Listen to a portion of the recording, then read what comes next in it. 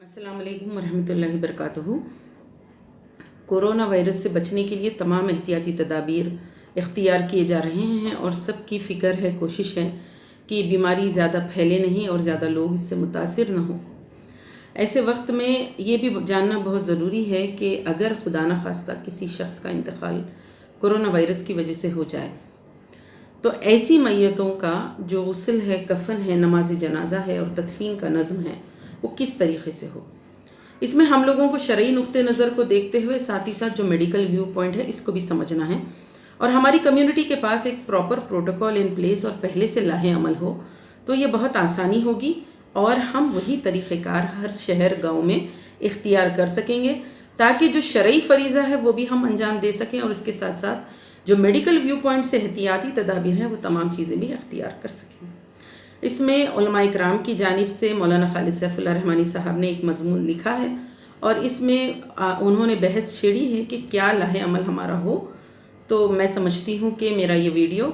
कुछ पॉइंट्स मैं इसमें बताना चाहूँगी और हो सकता है हम डेवलप करें एक मैकेनिज़्म और हमारे पास एक सिस्टम इन प्लेस हो और पहले से हम इसके लिए तैयार भी रहें और लोगों में अवेयरनेस भी हो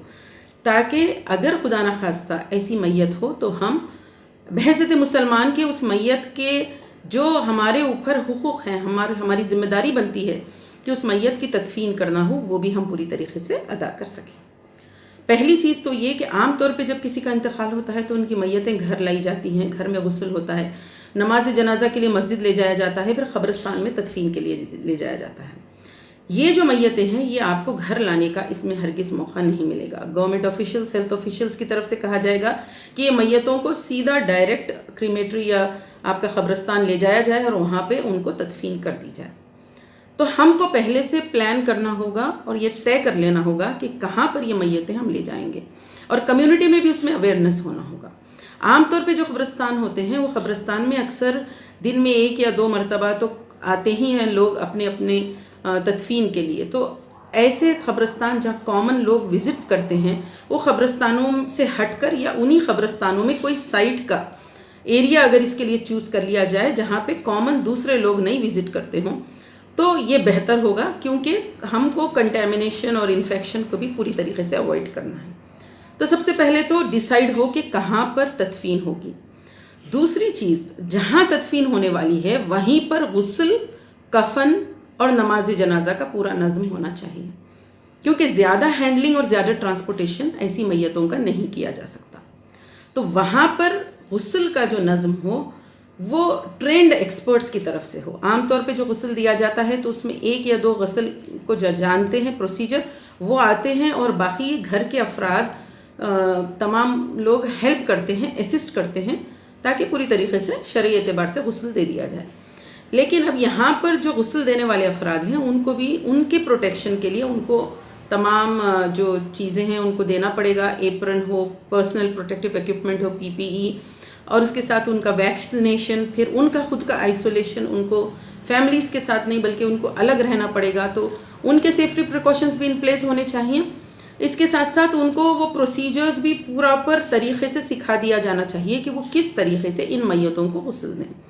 इन्फेक्शियस डिजीज़ के जो पेशेंट्स होते हैं, HIV, HBsAg से जो इन्फेक्टेड पेशेंट्स होते हैं उनके लिए जो प्रोटोकॉल फॉलो किया जाता है कि तमाम चीज़ें जो मैयत के जिस्म से, कपड़े हों, बैंडेजेस हों, इंट्राकैथ हो, कैथेटर हो, जो कुछ निकाले जाते हैं वो सब के सब एक बैग दे दिया जाता है बायोमेडिकल वेस्ट, उसमें पूरे चीज़ें कलेक्ट कर लिए जाते हैं। ये तमाम जो चीज़ें हैं वो आम तौर पे फेंके नहीं जाते बल्कि बायोमेडिकल वेस्ट में इसको सबमिट करना पड़ता है।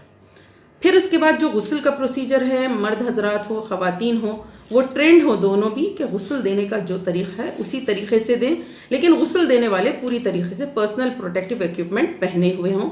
और पानी का जो है वो पूरा सही इस्तेमाल करें, स्पिलिंग ना हो, स्प्लैशिंग ना हो और ज़्यादा नियर बाई जो प्लेस है उसको कंटेमिनेशन ना हो और पानी जिस तरह फ़्लो हो रहा है और कहाँ कलेक्ट हो रहा है, ज़मीन में जा रहा है, उसका भी पूरी तरीके से सिस्टम प्लेस में रहे।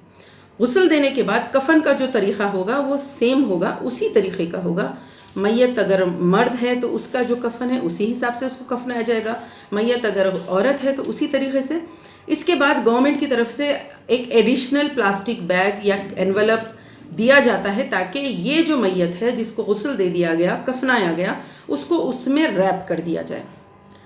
پھر اب یہ میت کے لیے نماز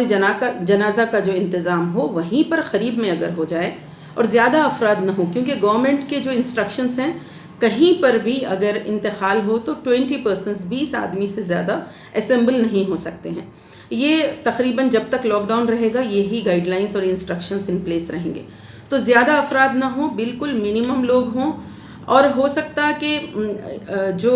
مطلب رشتہ دار میں سے 1 یا 2 لوگ ہی ہوں، زیادہ ضروری نہیں ہے کہ سب افراد آئیں۔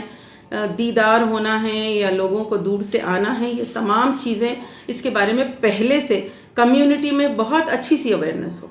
اور جو منیمم لوگ وہ اس میت کے لیے نماز جنازہ، دعائے مغفرت کریں، اور اس کے بعد پھر اس کی تدفین کا جو نظم ہو۔ اس میں WHO کے کچھ گائیڈ لائنز ہیں۔ تدفین کے لیے جو جگہ پر اگر دفنایا جا رہا ہو تو وہ جگہ جو گراؤنڈ واٹر سورسز ہے،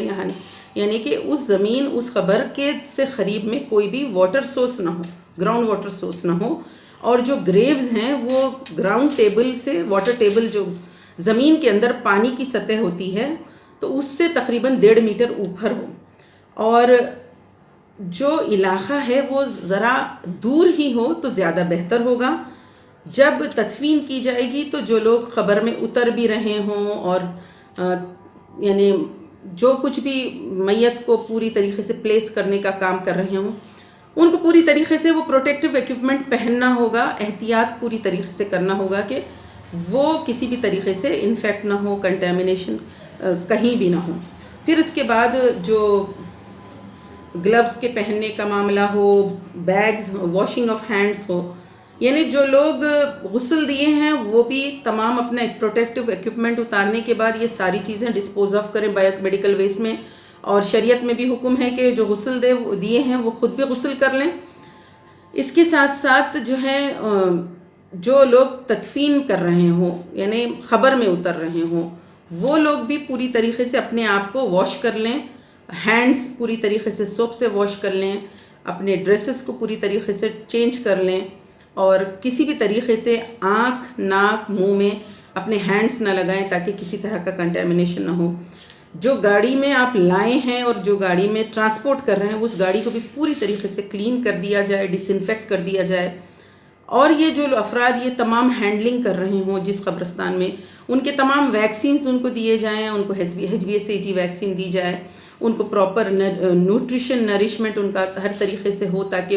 وہ خود کمزور نہ ہو، وہ خود اپنے طور پہ ایسی حالت میں نہ ہو، ہیلتھ سٹیٹس ان کا کہ وہ خود متاثر ہو سکے، بلکہ ان کی امیونٹی بہت اچھی ہو۔ یہ سٹینڈرڈ پریکاشنز جو ہیں یہ سب اگر ہم پہلے سے ان پلیس رکھیں گے تو انشاءاللہ تعالی ہمارے پاس صحیح پروٹوکول ہوگا۔ اگر کسی کا انتقال کسی علاقے میں، دلی میں ہوا ہے، حیدرآباد میں ہوا ہے، کسی اور شہر میں ہوا ہے، تو وہاں سے NGOز میں ایک اویئرنیس ہو کہ کہاں پر ایسی میتیں لے جائی جائیں، جہاں لے جایا جا رہا ہو وہاں پہ منیمم ہینڈلنگ کے ساتھ ان کے غسل، کفن، تدفین کا پورا نظم اس جگہ پہ ہو جائے، اور یہ کمیونٹی اپنی طرف سے کرے، اور اس کے لیے پہلے سے پلان ان پلیس رہے، لوگوں میں اویئرنیس رہے، اور جس طریقے سے جمعہ کی نمازوں میں شریک نہ ہونے اور گھروں میں ظہر ادا کرنے کے لیے ایک پورا 1 ہفتے تک کیمپین چلایا گیا تھا اور لوگوں میں اویئرنیس آئی تھی، تو اسی طریقے کا اگر ہم اس بارے میں بھی لوگوں میں اویئرنیس پیدا کریں، خوف نہیں پیدا کریں بلکہ ایک اویئرنیس پیدا کریں کہ خدا نہ خواستہ اگر کسی کا انتقال ہو گیا تب ہماری بحیثیت مسلمان کی کیا ذمہ داری بنتی ہے، ہم کو کیا پروٹیکشن اختیار کرنا ہے، اور ہمارا کیا پروٹوکول پروسیجر رہے، اور جس علاقے میں یہ لوگ رہ رہے ہوں وہاں پر کون سا قبرستان ہے جہاں پر ان کو یہ لے جانا چاہیے۔ اتنی مدد اگر ہم کریں گے اپنے لوگوں کی اور پہلے سے پلان کر کے رہیں گے تو انشاءاللہ العزیز جو ایک فریضہ بحیثیت مسلمان کا ہے وہ ہم صحیح طریقے سے ادا کر سکیں گے۔ جزاک اللہ، السلام علیکم۔